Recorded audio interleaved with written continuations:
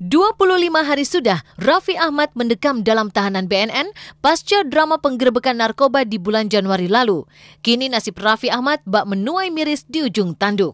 Pasalnya, nyaris 1 bulan jatuh bangun menjalani proses penyelidikan dan belum menuai nasib yang jelas, kabarnya Raffi pun menderita kerugian materi secara fantastis. Ya, bayangkan saja, dalam 1 hari ada 4 acara televisi yang menjadikan Raffi sebagai presenternya dengan honor masing-masing sekitar belasan juta rupiah. Jika ditotal, penghasilan Raffi dari keempat acara yang digawanginya itu konon bernilai 70 juta rupiah. Bahkan di sebuah tabloid terbitan ibu kota menyebutkan penghasilan Raffi itu pun merosot tajam hingga 1 miliar rupiah lebih selama 2 pekan ini. Tak heran, ketika di dalam tahanan pun Raffi dikabarkan gelisah dan tertekan. Lantas, mungkinkah Raffi menderita kerugian hingga diduga mengalami gelisah dan tertekan akan hal ini? Ada pengurangan pegawai nggak? Enggak ada. Maksudnya sepi gitu ibunya nggak sih? Ya masih ada pegawai-pegawainya sih. Masa masih ada ibunya kok yang tanggung jawab. Ya cuma dia bilang ini capek nih udah mau kerja. Saya cuma bilang ini, ya iyalah pasti orang yang kerjaannya gila-gilaan tiba-tiba nggak bisa ngapa-ngapain. Kita kan pasti bete sendiri gitu kan. Nah iya, dia bilang ini capek pak, saya pengen buru-buru kerja lagi. Dia ngomong gitu kan, ada direktur beberapa orang itu di situ. Capek nih pak, saya capek bosen gitu saya gini. Dia cuma ngomong gitu. Kegelisahan Raffi pun konon kian menukik lara karena kondisi Amikanita sang ibu yang terguncang sedih. Pasalnya, sederet teman-teman Raffi dan juga Lula Kamal yang kini menjadi pengurus di Granat kerap menyaksikan sang ibunda yang selalu menangis di hadapan sel tahanan Raffi sampai-sampai membuat putra sulungnya itu gelisah dan sedih. Kerap terlihat tegar dan menunjukkan wajah tanpa air mata. Mungkinkah ibunda Raffi kerap tersiksa menyembunyikan tangis dalam hati di balik topeng sikap tenangnya berikut ini? Ya setiap saya nengok ya saya kemarin cuma bisa nangis, bisa meluk Raffi, udah cuma itu aja yang saya bisa lakuin, cuma nangis. Tante gimana tante tadi ada Raffi di atas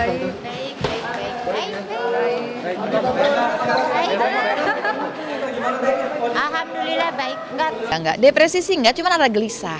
Tapi saya nggak bisa ngomong dia gelisah karena apa, karena ibunya juga ada di depan gitu ya. Ibunya lagi nangis terus gitu. Terusnya, udah mah nggak usah nangis. Raffi kan deket banget sama ibunya. Mah udah nggak usah nangis. Tapi kan namanya ibu mana bisa disuruh diem nangis. Bang ini udah Raffi jangan galak-galak sama. Bukan galak kata dia, masalahnya mamanya nangis terus gitu. Terus dia bilang udah mah nggak usah nangis, tenang kok. Raffi udah gede. Enak sih ngomongnya gini. Tenang kok mah, Raffi udah gede. Apa yang Raffi kerjain, Raffi mesti tanggung jawab. Itu resiko yang Raffi mesti jalanin. Itunya sih buat saya, makanya ini anak baik-baik kan sebetulnya. Ngomongnya juga masuk akal gitu kalau buat saya. Tidak cukup hanya dengan menangis saja, kabarnya Amikanita ibunda Raffi pun pontang-panting mencari dan menggalang bantuan dari segala arah untuk bisa membebaskan Raffi Ahmad.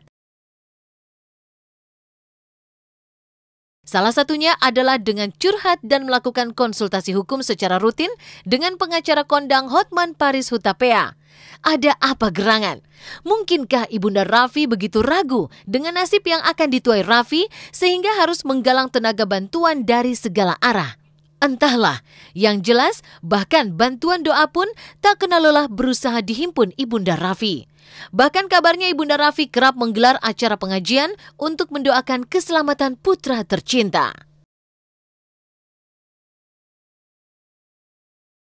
Dia hubungin saya, kami tadi makan siang dan dia curhat gitu loh. Banyak saya pegang, bukannya saya tidak mau bantu, tapi begitu ada waktu saya langsung Raffi, saya sama Ibu Raffi saya langsung bersedia untuk ditemanin gitu, untuk berdiskusi. Tapi saya sedih melihat si Raffi itu. Dia nggak perlu direhab, orang nggak ada apa-apa kok, itu cuma suplemen. Katinon udah masuk, nomor 35, Katinon nomor 39, yang dipakai Raffi ini Metilon M1, memang nggak ada di undang-undang, tapi dia turunannya Katinon dan Katinon. Jadi kalau ditanya dia masuk apa nggak, masuk banget gitu.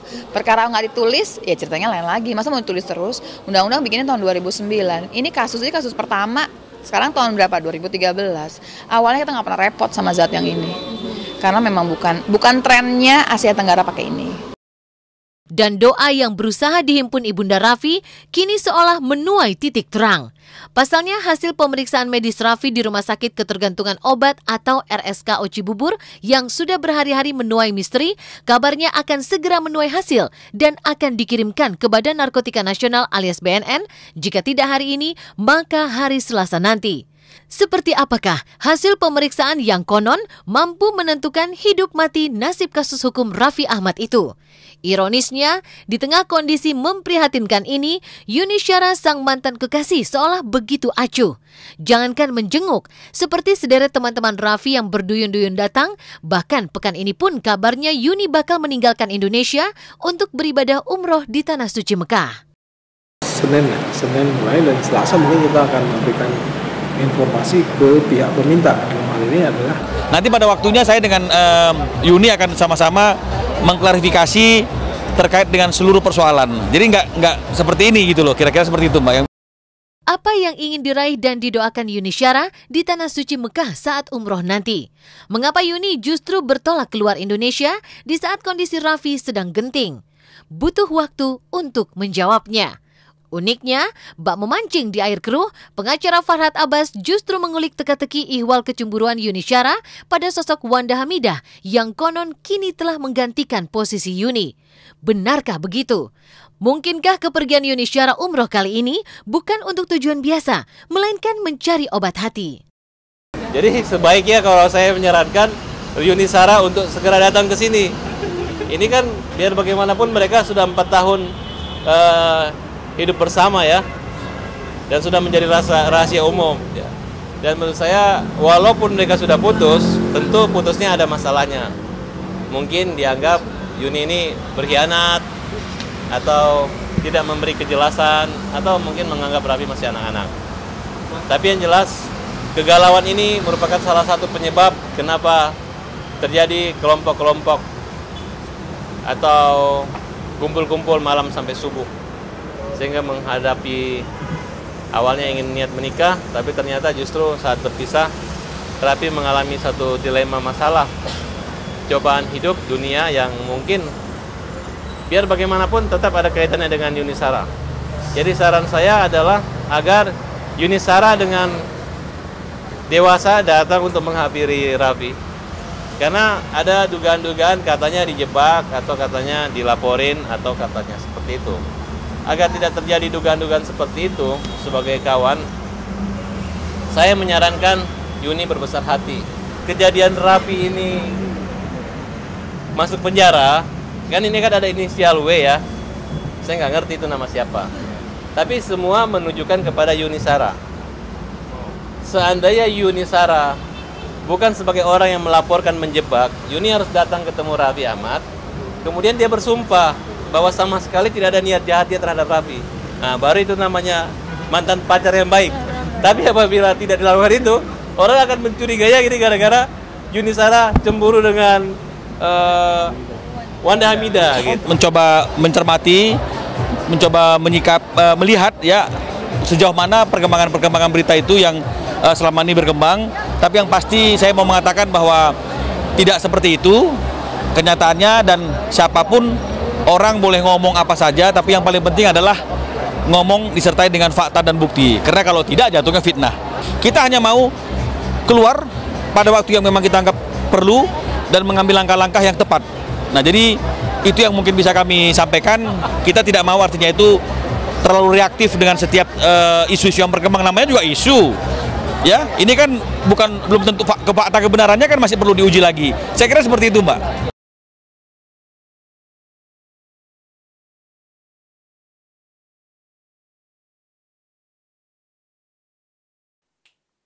Hai, selamat pagi pemirsa Was-Was. Dengan suasana hangat di pagi hari ini, saya Sylvia Fuli akan menemani Anda selama 1 jam ke depan. Setelah kabar dari Raffi Ahmad yang masa penahanannya kini sudah memasuki minggu kedua, kabar lain datang dari orang nomor 1 di negeri ini, Jokowi. Seolah tak lelah menjalani berbagai aktivitas dari satu kampung ke kampung yang lainnya, terlebih di hari libur membuat Jokowi menjadi sosok yang paling banyak disorot dan diperbincangkan. Lantas seperti apa Iriana menjaga stamina sang suami yang terus melakukan belusukan? Dan seperti apa pula kejutan spesial sang gubernur untuk seorang pewarta berita yang kemarin melangsungkan pernikahan? Ya pemirsa, berita yang kami sajikan bukan sekedar berita, jadi jangan kemana-mana karena Anda patut was-was sebelum menyaksikan Was-Was.